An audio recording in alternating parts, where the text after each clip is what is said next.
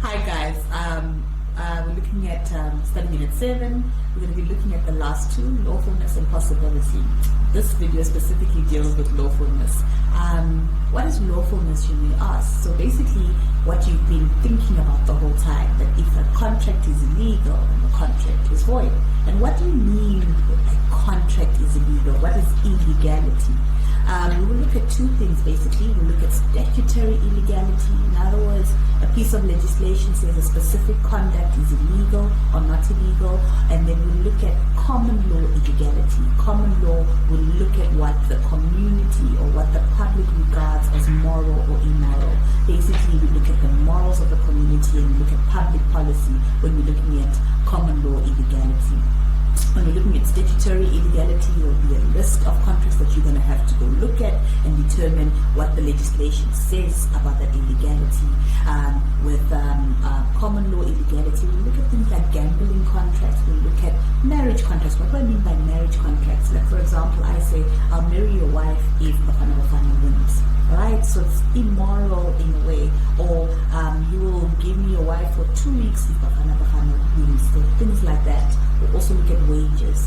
But the main thing for this unit, which is examinable and which I want you not to forget, is the restraint of trade agreement.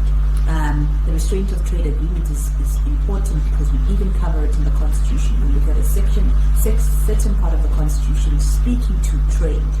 And we have to then develop the concept of restraint of trade. Simply put, a restraint of trade agreement basically says a person cannot limit somebody else's trade. In other words, you and your employer, you work for a IT company, for example.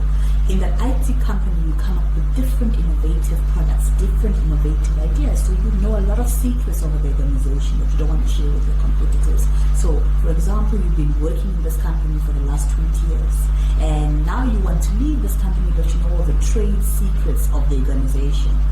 In your employment contract, there's a clause, and that clause that says that you can't, for example, work for another employer in your competition is called a restraint of trade. It limits your trade. Restraint meaning it's limiting, and the specific thing that it's limiting is your trade. We'll then finish off the unit by looking at wages, whether they're enforceable or not, and then we'll wrap up the unit with another important part, with the remedies available to a person that gets into a contract that is unlawful. Remember, if a contract is unlawful, whether it's statutory illegality or common law illegality, the contract is void. It never came into existence. This one is different from the previous requirements. The previous requirements, we said if it's void, restitution takes place. But now the law says if you enter into an unlawful contract and it's void, we even punish you even more. Here we'll look at the pari delicto rule and the ex trupe causa rule. You need to familiarize yourself with what these rules do. The pari delicto rule and the ex trupe causa. Let me emphasize for the last time. With unlawfulness, in other words, if the contract is void due to illegality, it is void and no restitution takes place. Let's have a look at the slides. Okay, so we're looking at lawfulness as one of the requirements for a valid contract. So, as I said, we'll be looking at both common law and statutory law illegality. So, contracts are only enforceable by courts if they are not against the law. So, if they are against the law, the contract is void.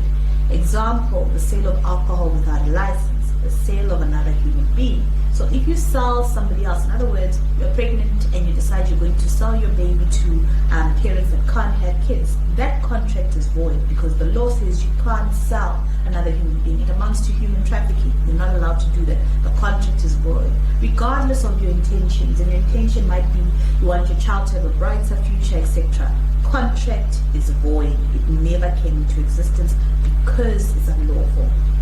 The other example is the sale of alcohol without a license. So this is where statutory illegality comes in.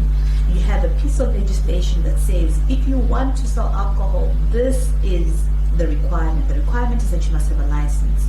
It will then become illegal for you to sell without a license. Lawful contracts are those concluded accordance or in line with statute and common law.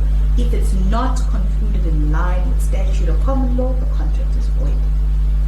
what is statutory illegality and what is common law illegality? It says statutory illegality are contracts prohibited by statute or legislation because they go against the good morals and public policy.